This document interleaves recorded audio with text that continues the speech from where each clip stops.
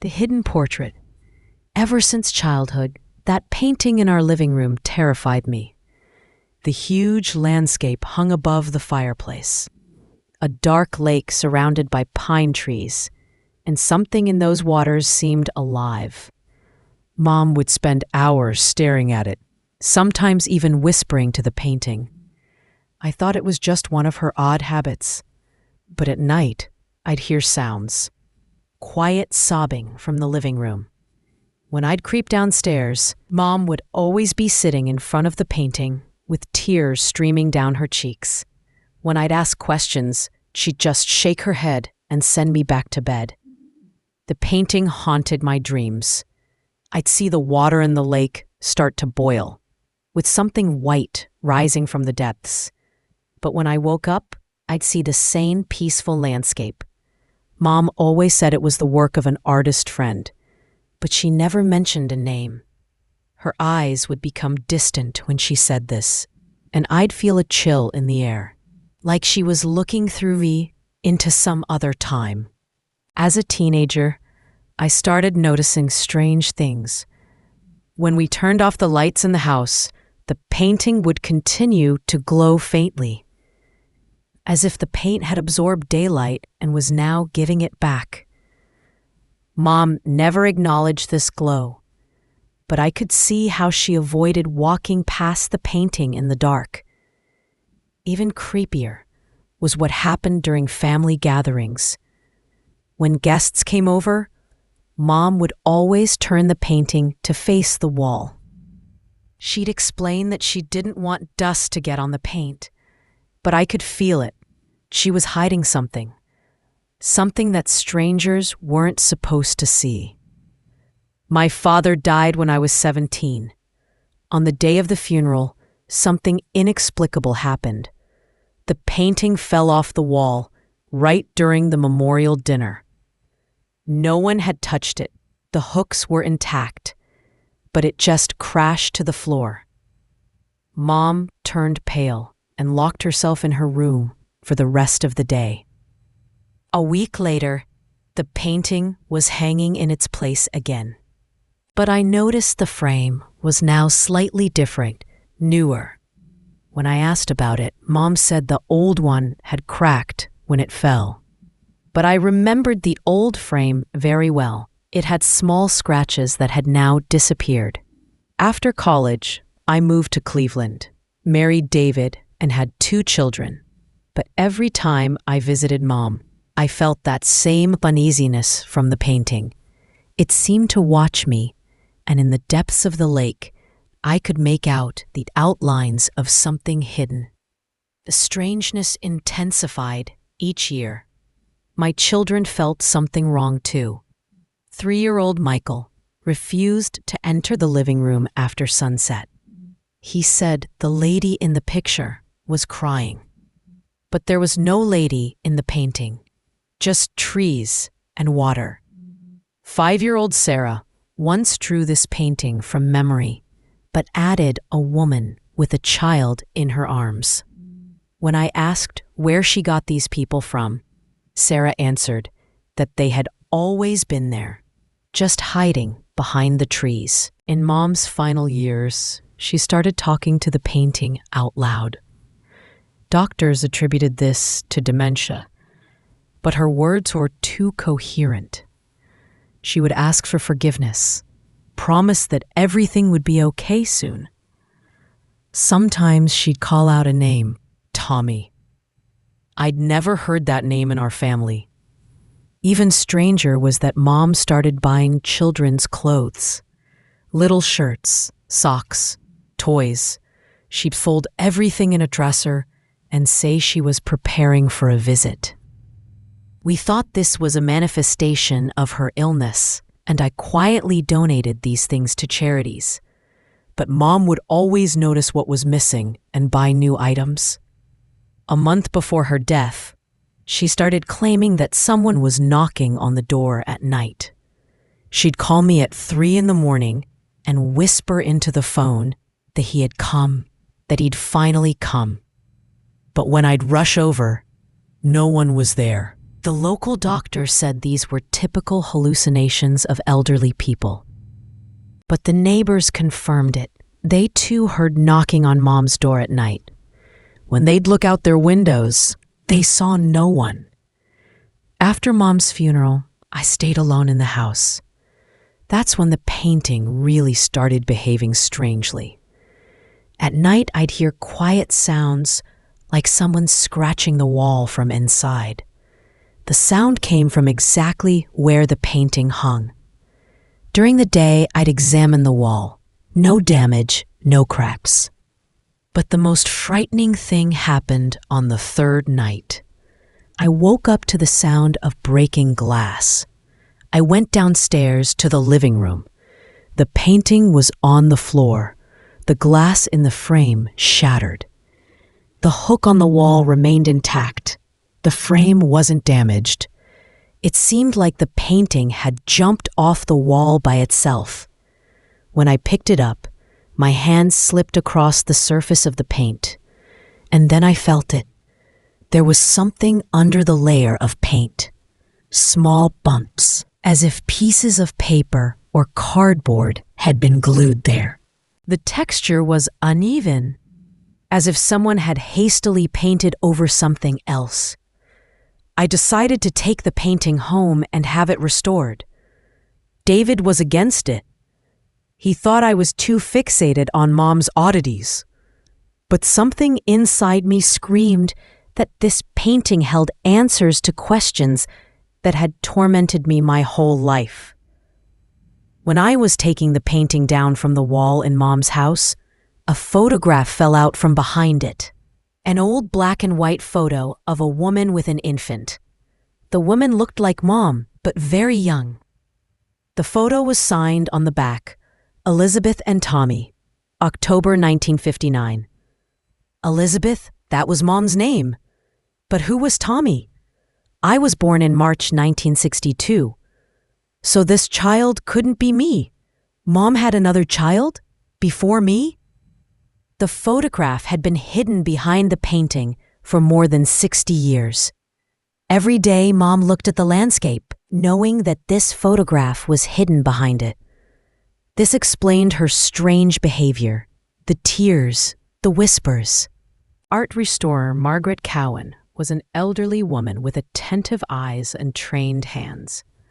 Her workshop was located in an old Victorian house, and the walls were covered with paintings in various stages of restoration.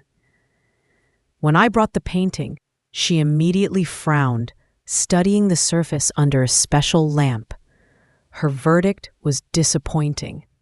The paint was applied unevenly. The texture looked suspicious. It seemed the artist was hiding something or correcting a major mistake. But the most interesting thing was that two different types of paint were used, old oil paints and newer acrylics on top of them. This meant the painting wasn't repainted immediately, but some time later. Margaret began work by carefully removing the varnish. At this stage, it became clear. Something else was hidden under the top layer of paint.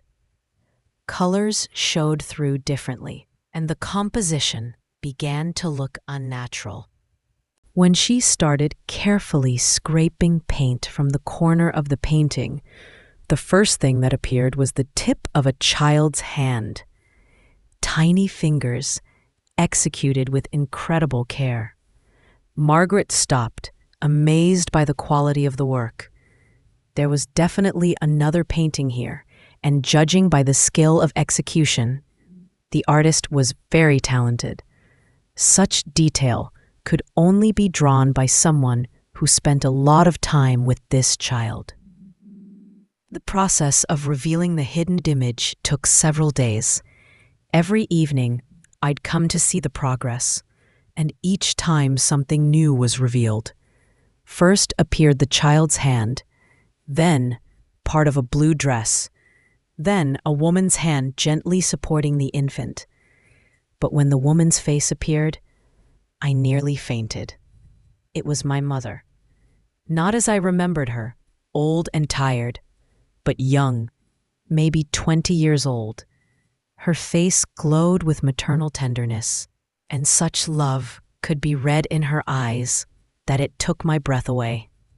The infant in her arms was plump and healthy, about 8 or 9 months old. He was sleeping, and Mom was looking at him as if the whole world was concentrated in this little being. On Mom's dress was pinned a brooch, the very same one that now lay in my jewelry box.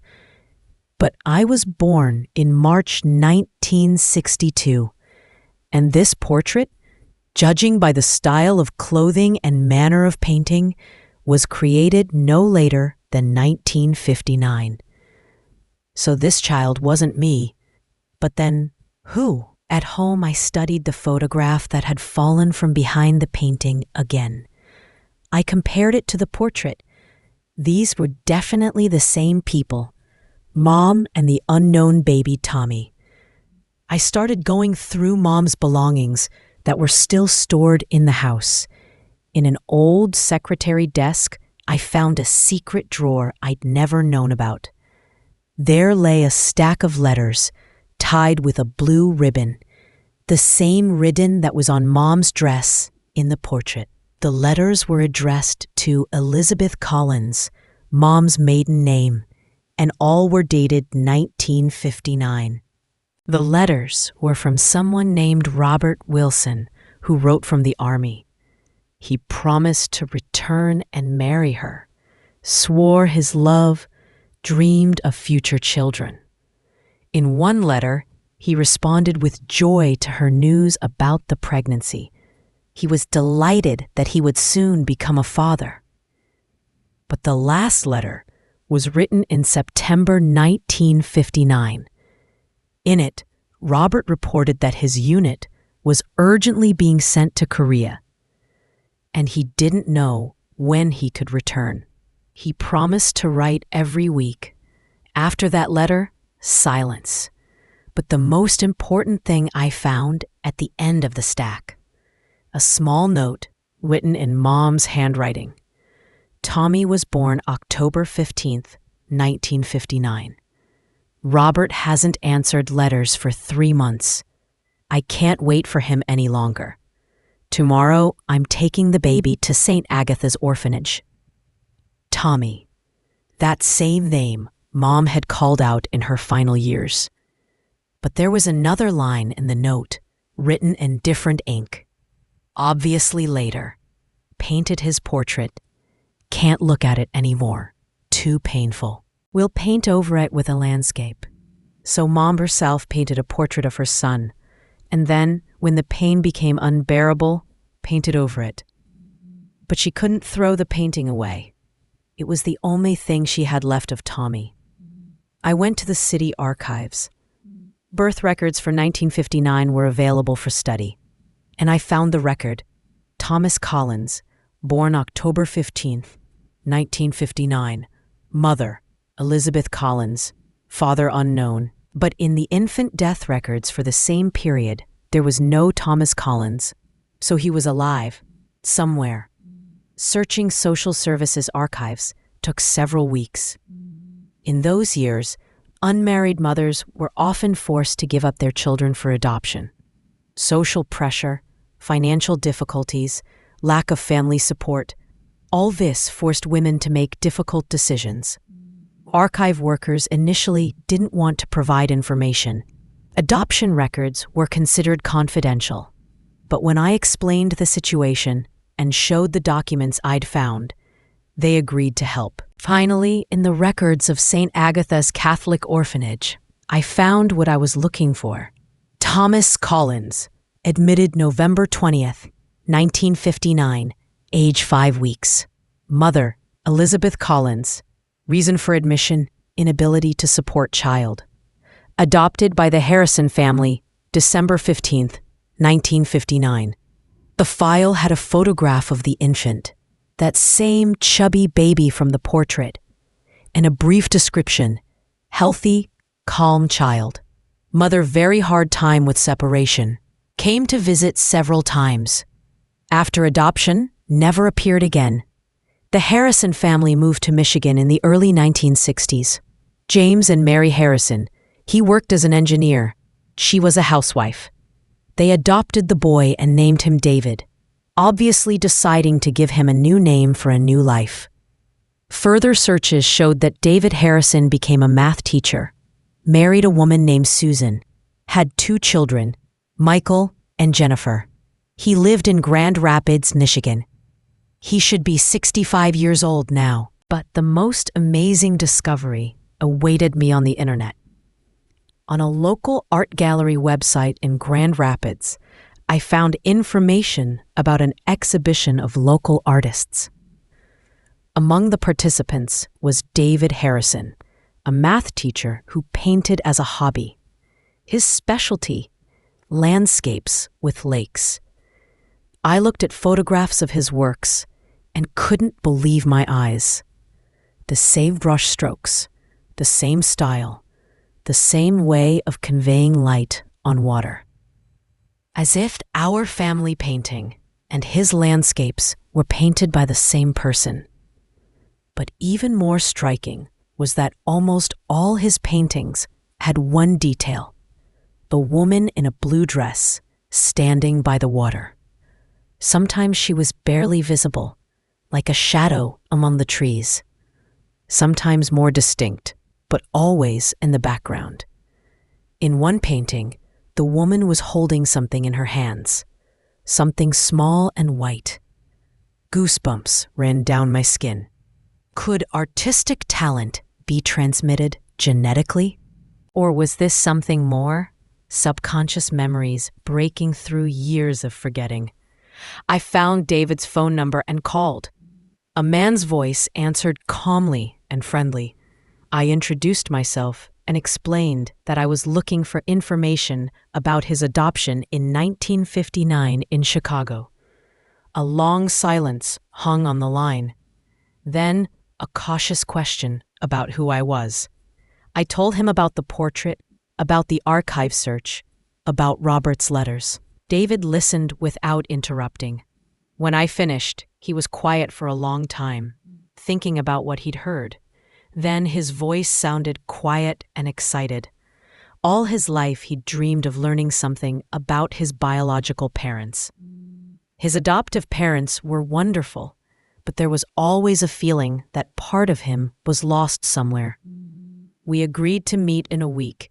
David agreed to come to Cleveland. He said this was a journey he'd been putting off too long. The week before the meeting dragged on painfully. I couldn't sleep or eat normally. What if I was wrong? What if the documents weren't accurate? What if this person turned out to be a stranger? But when David walked into the cafe where we'd agreed to meet, I immediately knew it was him. The same eye shape as Mom's, the same brow line. And when he smiled, I saw the smile from the childhood portrait, just aged 60+ years. We talked for 3 hours. David told me he'd always felt a strange attraction to painting, especially landscapes with water. He could spend hours standing by a lake, drawing reflections of trees in the water. His adoptive parents encouraged his hobby, but never understood where this passion came from. Even more amazing was his confession about dreams. All his life, he dreamed of a woman in a blue dress who sang him lullabies. He always thought it was just imagination. When I showed him the photograph of the restored portrait, David looked at the image for a long time, and I could see tears gathering in his eyes. His reaction was striking. You said the portrait explained a lot. Why he always painted women in blue, why he was drawn to lakes, why some images seemed painfully familiar to him. But he didn't finish the sentence. I understood. Somewhere deep in his subconscious, fragments of memory about the mother who loved him for just a few weeks remained, but loved him so strongly that this love passed through decades. We met his family the next day. David's wife, Susan, was a warm, welcoming woman. Their children, Michael and Jennifer, were already adults with their own families. They were shocked by the discovery, but delighted at the opportunity to meet new relatives. Michael was particularly interested in the story. He worked as a journalist and offered to help search for additional information. Jennifer, a psychologist by profession, explained that David's case wasn't unique. Many adopted children retain subconscious memories of their biological parents. At dinner, David told an amazing thing. It turned out he'd been searching for his biological parents all his life, but all attempts ended in dead ends. Archives were closed, records lost, witnesses silent or dead. But particularly striking was his recent revelation. A few months ago, he started having very vivid dreams. He saw a woman crying in front of some painting. She called his name, Tommy, and he knew he had to find her.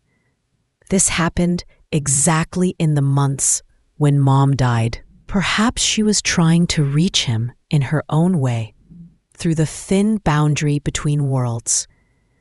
David had always believed that between people who love each other, there exists a connection that neither time nor distance can break.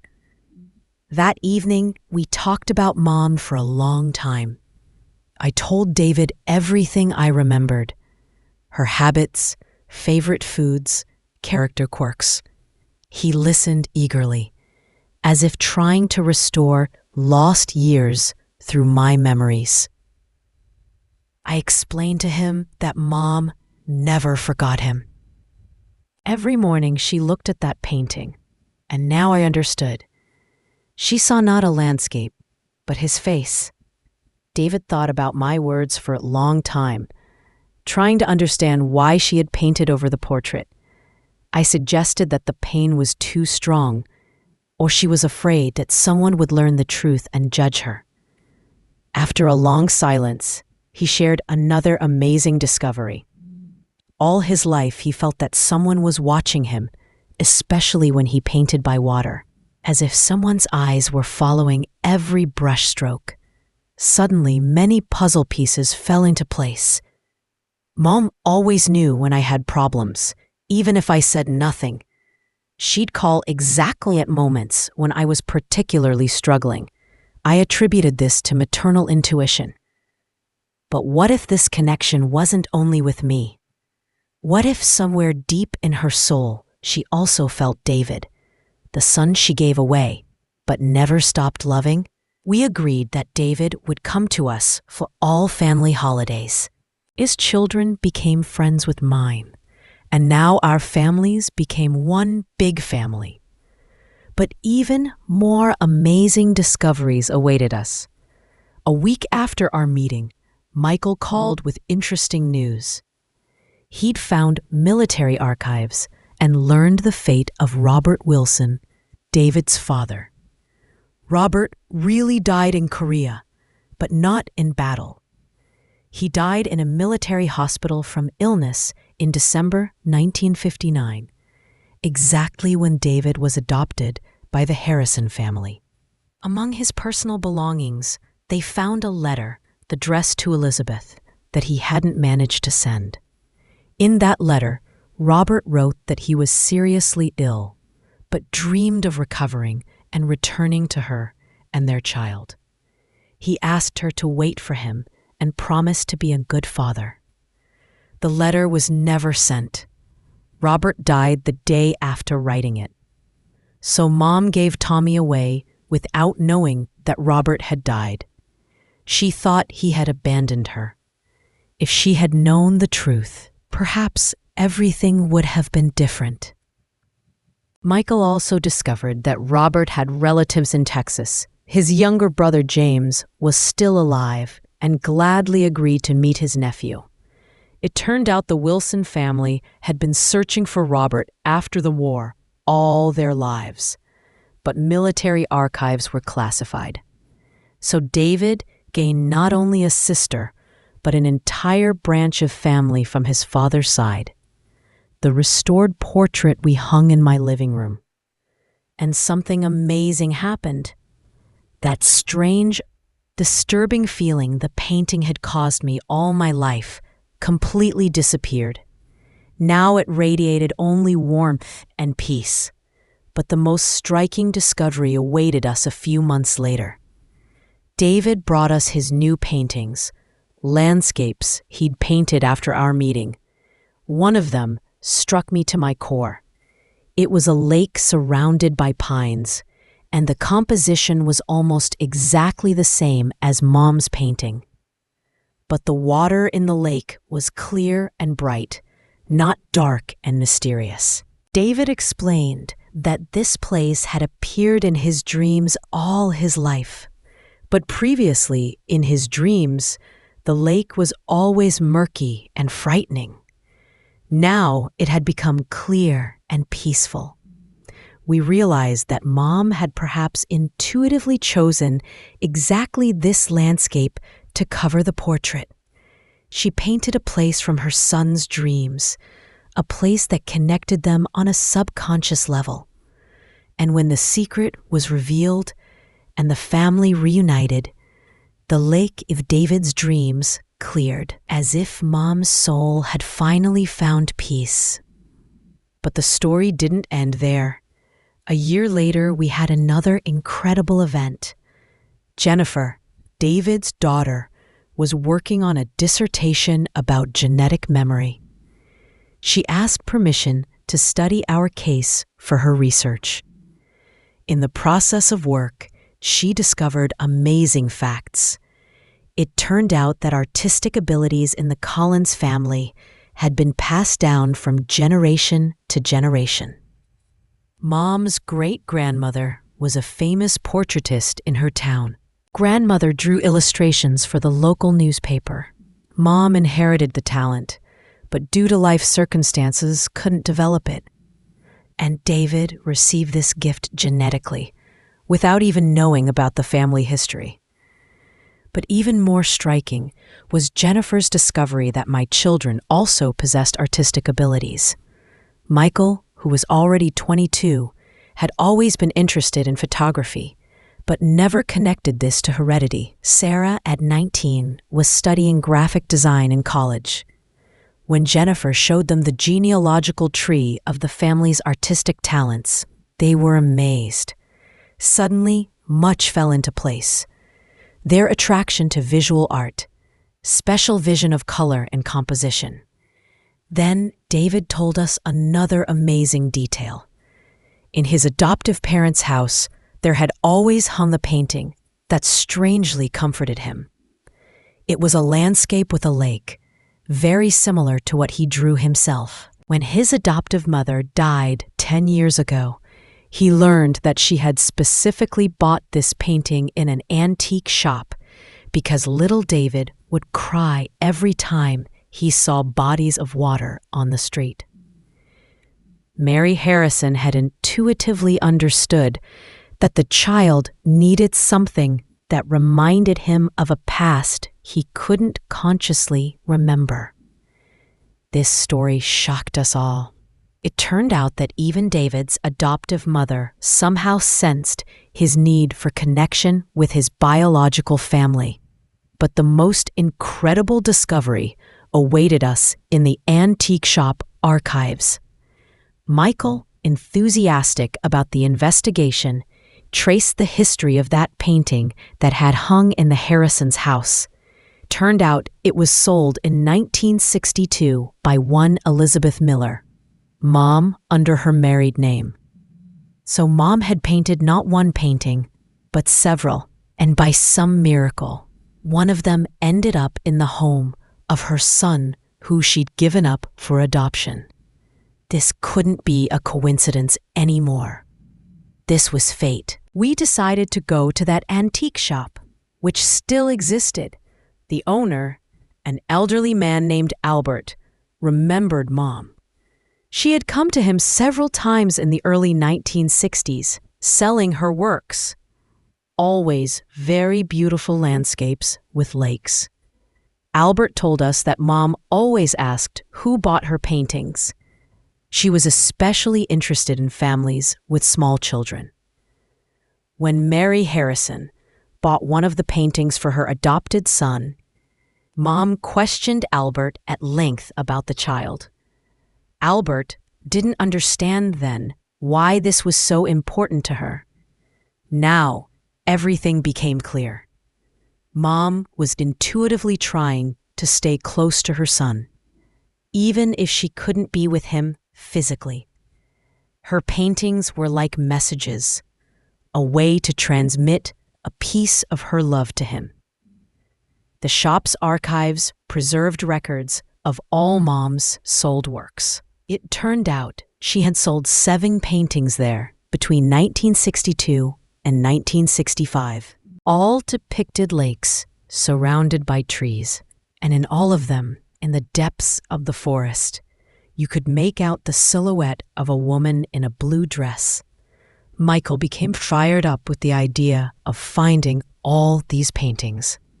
This became his personal project. In 6 months, he tracked down 5 of the 7 paintings. Some still hung in buyers' homes. Some had been resold several times. And then a striking thing was revealed. All the families who bought Mom's paintings had at some point in their lives faced the problem of lost children. Someone was looking for biological parents. Someone had lost a child and couldn't accept it. Someone couldn't have children and was planning adoption. Mom's paintings somehow found their way to exactly those people who needed healing from family wounds. One painting hung in the home of a family who had lost their son in a car accident. The parents told Michael that this painting helped them cope with grief. They would look at it for hours and feel that their son was somewhere nearby, in that peaceful place among the trees. Another painting went to a woman who had given up a child for adoption in her youth and had been tormented by guilt all her life. She bought the painting because the woman in the blue dress reminded her of herself when young. Every day she mentally asked this woman for forgiveness and felt relief. A third painting went to a family who had adopted a child from an orphanage. The adoptive mother said the painting helped the boy adapt. He would spend hours looking at the woman in blue and say she looked like an angel who protected all lost children. It became obvious that Mom's talent wasn't just an artistic gift, but something greater. Her paintings possessed healing power. They found those who needed healing and helped mend soul wounds. David was shocked by these discoveries. He'd always felt that his own paintings carried some special meaning, but didn't understand what. Now everything fell into place. He had inherited not only artistic talent, but the ability to create works that heal. Then we decided to organize an exhibition of Mom's works, to unite all the found paintings in one place and tell their story. The local gallery enthusiastically supported the idea. Preparing for the exhibition took several months. Michael wrote a detailed article about the history of each painting.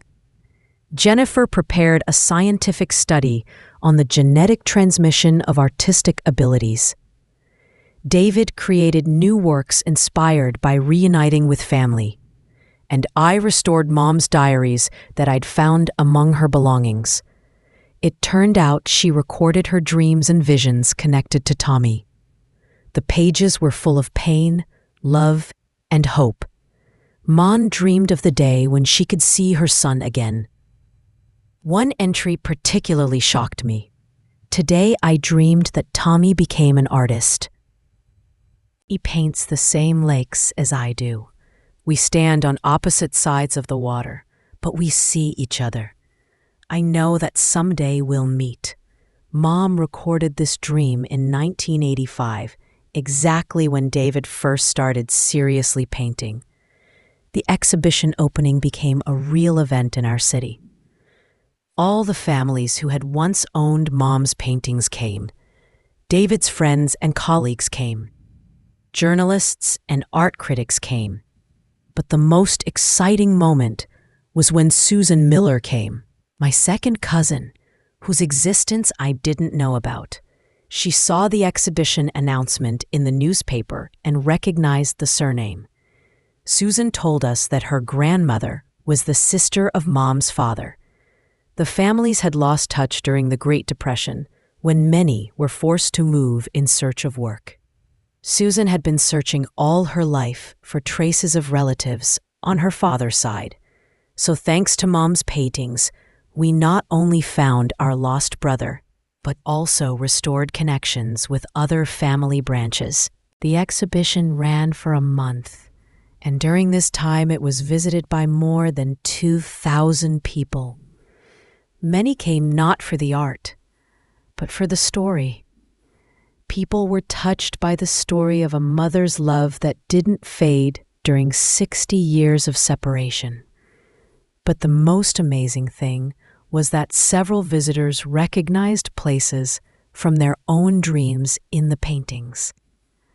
An elderly woman said she'd been seeing a lake surrounded by pines in her dreams all her life, and a woman in a blue dress who called her by name. A middle-aged man said Mom's landscapes reminded him of a place he mentally escaped to in moments of stress. It became clear that Mom's paintings touched something very deep in the human soul. Perhaps archetypal images of motherhood, loss, and reunion. After the exhibition, several people approached us, asking for help finding their own lost relatives. Michael decided to do this professionally and created a family search agency. Jennifer began counseling adopted children and their biological parents, and David opened an art studio where he taught people who had experienced family trauma to paint. He said art helped heal even the deepest wounds. Now 5 years have passed since the day the painting fell off the wall in Mom's house. Our family has grown and strengthened. David became not just a brother, but my closest friend. His children consider me a second mother, and my children adore Uncle David. Every year on David's birthday, we gather as a whole family by Mom's portrait. Children and grandchildren listen to the story about grandmother who loved so strongly that her love overcame time and distance. And last year, another miracle happened. Sarah, my daughter, married Michael, David's son. Genetically, they're not related, so there were no obstacles to marriage. But symbolically, it meant the family was finally completely reunited. At their wedding, we hung all of Mom's found paintings. 7 landscapes with lakes surrounded the newlyweds like a blessing from all previous generations. And that day, I felt for the first time that Mom was really with us, not as a ghost or memory, but as a living presence that unites all of us with invisible threads of love. The portrait still hangs in my living room. Now great-grandchildren often approach it. Sarah and Michael's children. 3-year-old Tommy, named after his grandfather, spends hours looking at the woman with the infant and says they look like him and his mom. And 2-year-old Elizabeth, named after her great-grandmother, is already trying to draw with crayons.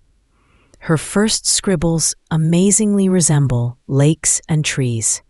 The artistic talent is being passed on, but now in an atmosphere of family love and unity. Sometimes in the evenings, when the house becomes quiet, I sit in front of the portrait and mentally talk to Mom. I tell her about our children, about David, about how his life turned out. I thank her for finding a way to bring us to each other, and it seems to me that she hears. because the portrait no longer radiates sadness. In Mom's eyes, you can read peace and happiness, the happiness of a mother who knows her children found each other. And in Margaret's workshop, a piece of scraped paint is still kept, a fragment of that dark landscape that hid the truth for 60 years. She says it's a reminder that every painting is a multi-layered story, and every family is a mystery waiting for its time to be revealed.